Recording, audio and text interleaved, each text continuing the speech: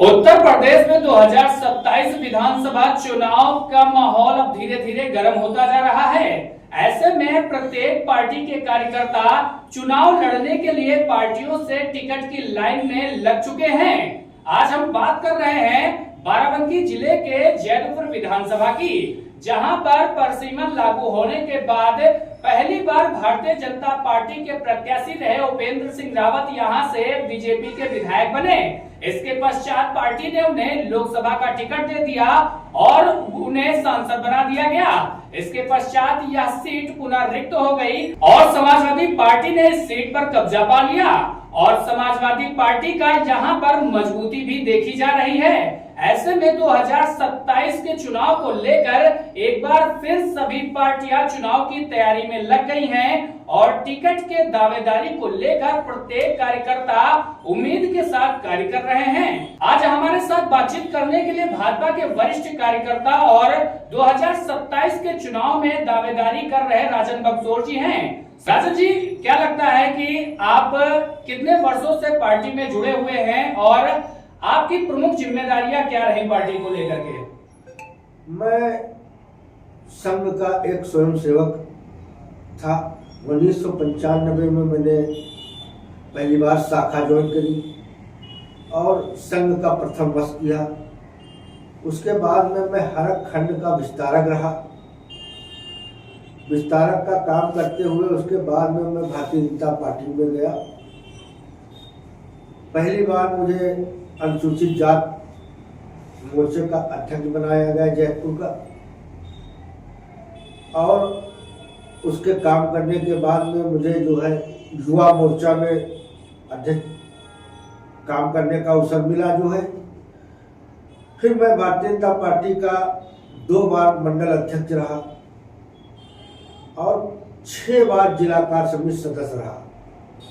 अनुसूचित मोर्चे का जिला उपाध्यक्ष रहा जो है। पार्टी ने अनेक जिम्मेदारियों और पदों से जो जिम्मेदारी हमको दी उसको पूरी ईमानदारी से हमने जो है निभाई। आपको क्यों लगता है कि इस बार भारतीय जनता पार्टी द्वारा आपको विधानसभा में टिकट देना चाहिए? मैं भारतीय जनता पार्टी का एक सामान्य कार्यकर्ता हूँ, जमीन स्तर का कार्यकर्ता हूँ।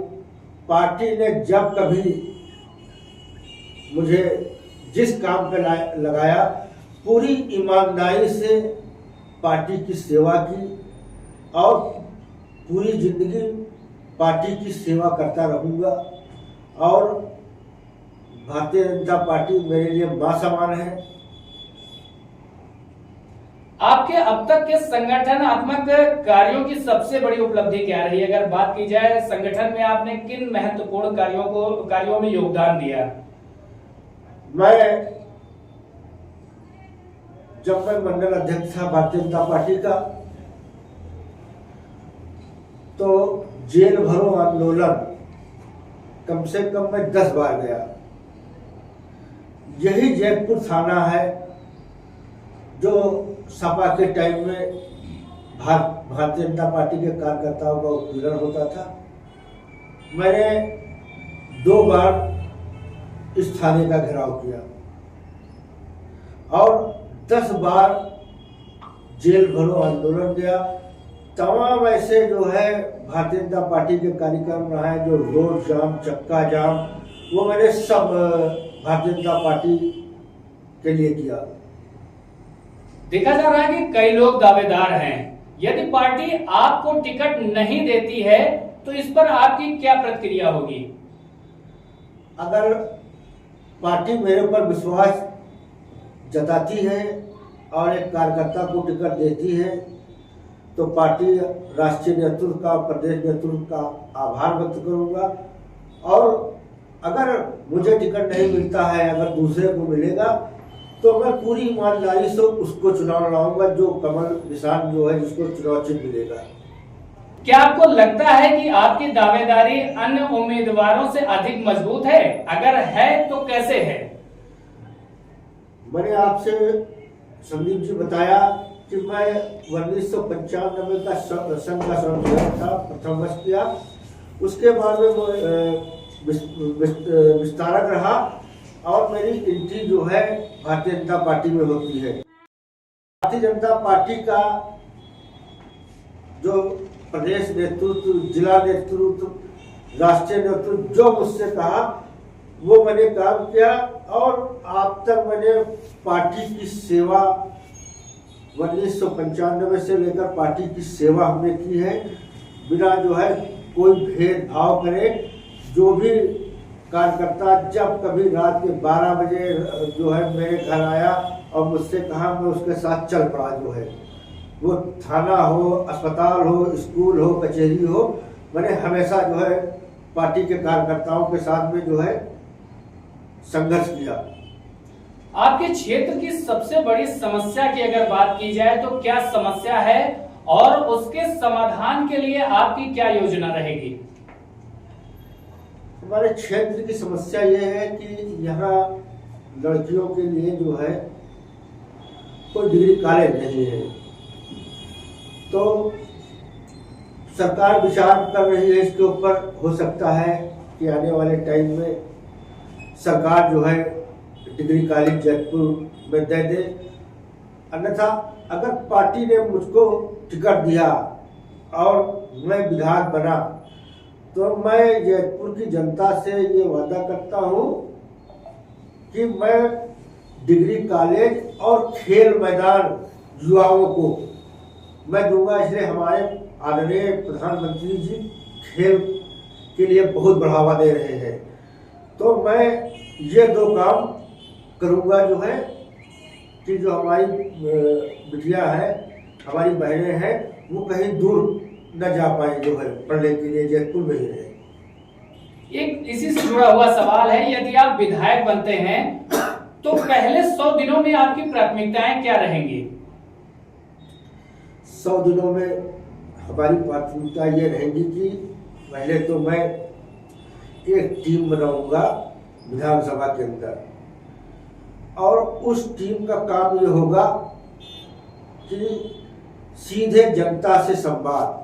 अगर मैं वहाँ नहीं मौजूद हूँ तो मेरी टीम मौजूद रहेगी और उस समस्या का निस्तारण तुरंत होना चाहिए। और हमारी सरकार, माननीय योगी जी की सरकार और मोदी जी की सरकार निरंतर जो है काम कर रही है बहुत अच्छे से। आने वाले समय में समस्याएं बिल्कुल न के बराबर रह जाएंगी। विपक्ष के उन आरोपों पर आप क्या कहेंगे जहां पर यह कहा जाता है कि टिकट केवल गुटबाजी या सिफारिश के आधार पर मिलती है, क्या कहना चाहेंगे इस पे? नहीं, हमारी भारतीय जनता पार्टी में हमारा संगठन जो है निष्पक्ष टिकट देता है और हमेशा कार्यकर्ता को टिकट दिया गया, और भ्रष्टाचार हमारी पार्टी में नहीं, दूसरी पार्टियों के जो है दल में पैसा लेकर और सिफारिश में दिया जाता है। मगर हमारे यहाँ जो मूल कार्यकर्ता है, मेहनती कार्यकर्ता है, जो पार्टी के जिम्मेदारी से काम करता है, पार्टी सदैव उसका ध्यान रखती है और पार्टी समय समय पर मॉनिटरिंग भी करती है, तो वो जो है बिना कहे उस कार्यकर्ता को सब कुछ मिलता है और टिकट भी मिलेगा। युवाओं, महिलाओं और किसानों के लिए आपकी क्या विशेषता रहेगी यदि आप विधायक बनते हैं, तो क्षेत्र में किस तरीके से इसको देखते हुए कार्य करेंगे? देखिए, हमारी सरकार किसानों को प्रधानमंत्री सम्मान निधि दे रही है और तमाम योजनाएं किसानों के लिए हैं जो केंद्र सरकार दे रही है। और हमारे आदरणीय मुख्यमंत्री जी महिलाओं को, किसानों को, नौजवानों को हमेशा आगे बढ़ाने का काम कर रहे हैं।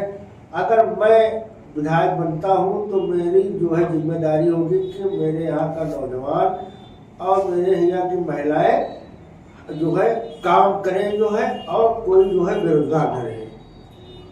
यदि आपको ऐसा लगता है यदि पार्टी किसी दूसरे उम्मीदवार को टिकट देती है, आपके साथ में ही अगर भारतीय जनता पार्टी दूसरे को टिकट देती है, तो क्या आप पूरी निष्ठा से उसके लिए प्रचार करेंगे?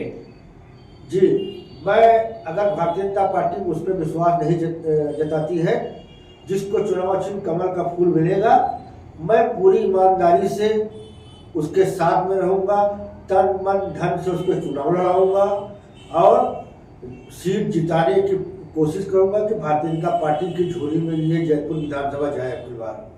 और आने वाले समय में जो हमारे विधायक हैं, सापा के हैं गौरव रावत जी, 5 साल इधर हो गए, करीब 2.5 साल उधर रहा, एक भी कार्य नहीं किया है।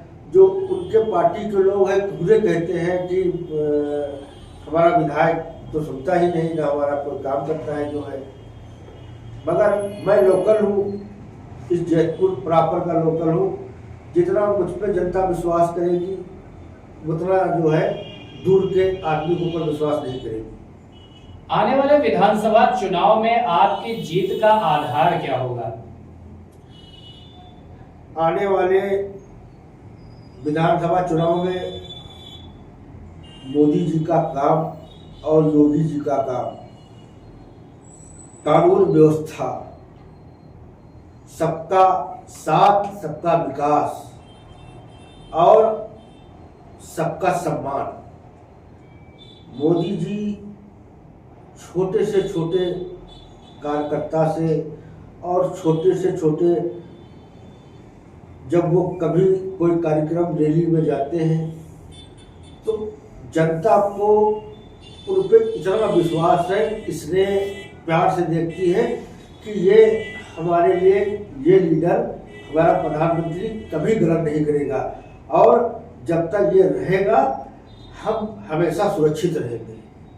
और हमारे योगी जी कानून व्यवस्था में तो मैं चैलेंज देता हूं कि इतनी सरकारें रही मगर कानून व्यवस्था इससे अच्छी, हमारी सरकार से अच्छी कोई कानून व्यवस्था नहीं दे पाया कि रात में अगर इस थाने चौराहे पे हमारी बेटी, हमारी बहन रात के 12 बजे उतरे और वो अपने घर जाएगी आराम से और कोई सुविधा उसको हिम्मत नहीं है कि कोई बदतमीजी कर दे। अगर बदतमीजी करेगा तो हमारे आदरणीय